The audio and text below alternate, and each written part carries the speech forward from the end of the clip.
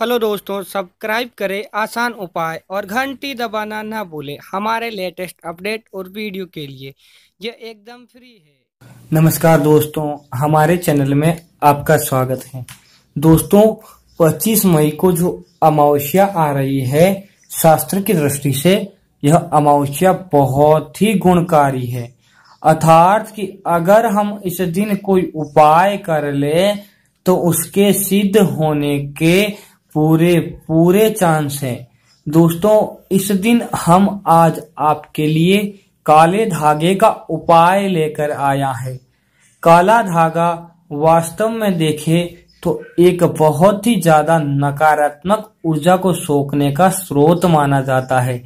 काला धागा जिसमें इतनी शक्ति है कि वह नजर का दोष होता है उसको बचा लेता है, वास्तु दोष होता है तो उसको भी वह समाप्त कर देता है। इस कारण काले धागे में बहुत शक्ति मानी जाती है।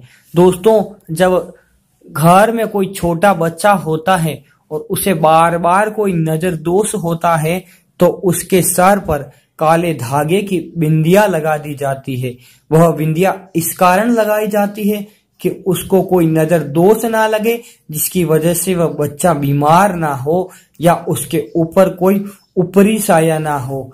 अगर हमें भूत प्रेत आदि से बचना हो तो काला धागा हम अपने बाजू में बांध लें या फिर गले में बांध लें और उसमें हनुमान जी का ताबीज लगा लें तो उस काले धागे में इतनी शक्ति आ जाती है कि वह उस नजर दोष को, अर्थात भूत प्रेत बाधा या कोई ऊपरी बाधा होती है तो वह सोख लेता है।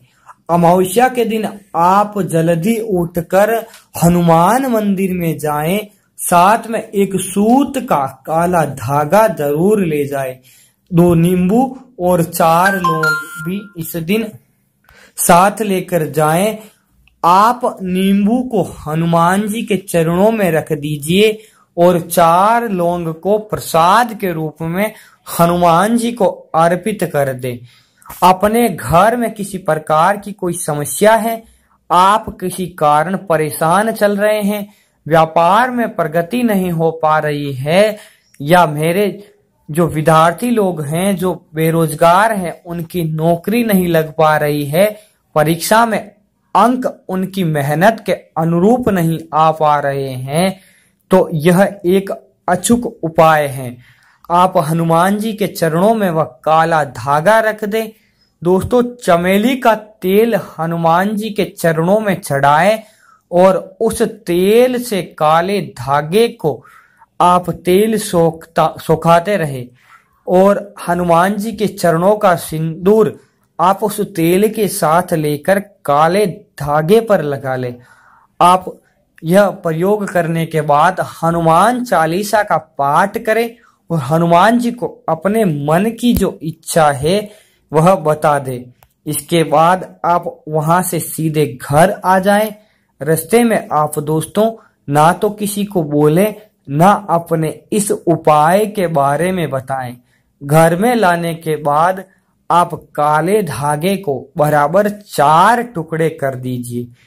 4 टुकड़े करने के बाद आप प्रत्येक टुकड़े में 7-7 गांठ लगा लीजिए और हनुमान जी के चरणों में जो 4 लौंग चढ़ाए हैं उनमें से आपको 3 लौंग तो हनुमान जी को रखने हैं और चौथा लौंग आप साथ में लेकर आए और जो घर का मुख्य द्वार है उस मुख्य द्वार के काले धागे पर आप वह लौंग बांध दें और किसी को पता न चले।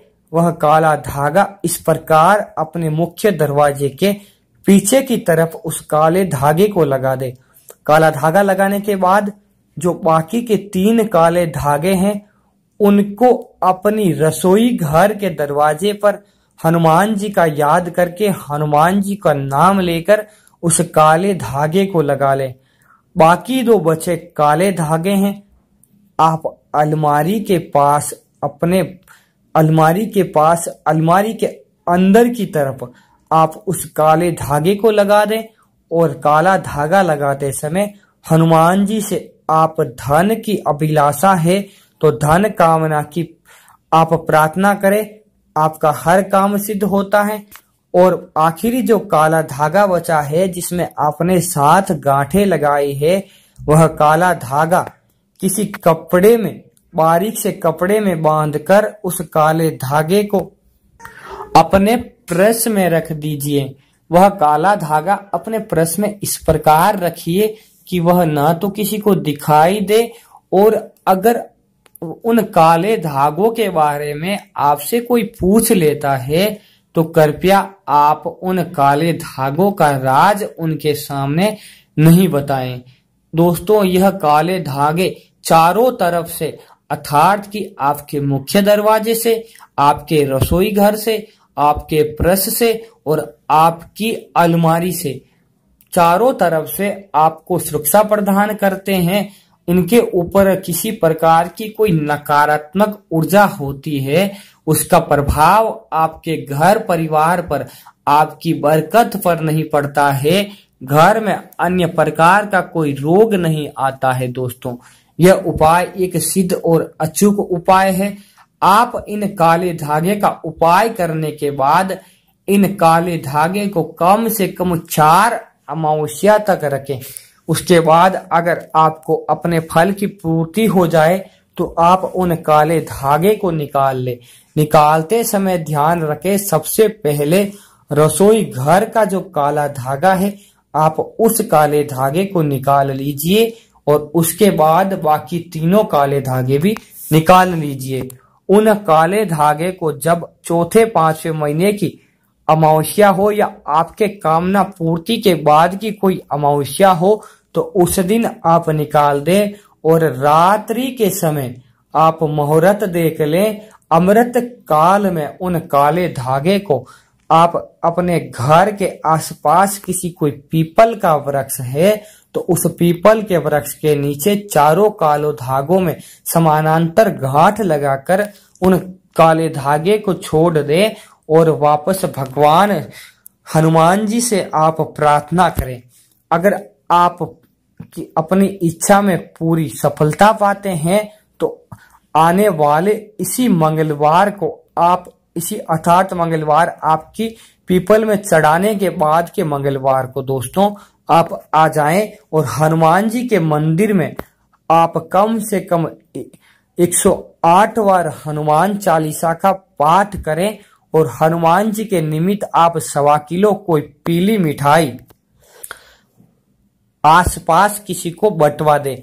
और अगर घर से बना हुआ गेहूं का रोट रहता है तो हनुमान जी को इस रोट से जो प्रसन्नता मिलती है वह किसी और से नहीं मिलती है। आप रोट बनाते समय 2 लौंग आप घी के साथ चूरते समय आप 2 लौंग उसी रोट में मिला दे और हनुमान जी को वह भोग लगाए। हनुमान जी आपकी कामना पूर्ति में सहायक होंगे और आप जिस काम को करेंगे वह बहुत ही उत्तम गति से आपके सामने बहुत ही सिद्ध होगा। दोस्तों, आप हनुमान जी के सामने अपने जो दाहिने हाथ की अंगूठी रहती है उस अंगूठी को ग्रहण करते समय एक बारीक सा काला धागा रहता है जो इसी प्रकार आप हनुमान चालीसा बोलकर अभिमंत्रित कर लें और अपने दाएं हाथ की अंगूठी के चारों तरफ उस काले धागे को आप लिपटा दें। लिपटाने के बाद उस पर आप सिंदूर लगा दें और उस अंगूठी को आप अपने दाएं हाथ की अंगुली में ग्रहण कर लें। इससे आपकी आर्थिक समृद्धि बढ़ती है और किसी प्रकार का कोई वास्तु दोष आपके घर में होता है, कोई नजर दोष होता है तो वह अपने आप समाप्त हो जाता है। किसी प्रकार की कोई प्रेत बाधा होती है तो यह उपाय करने मात्र से ही वह चली जाती है।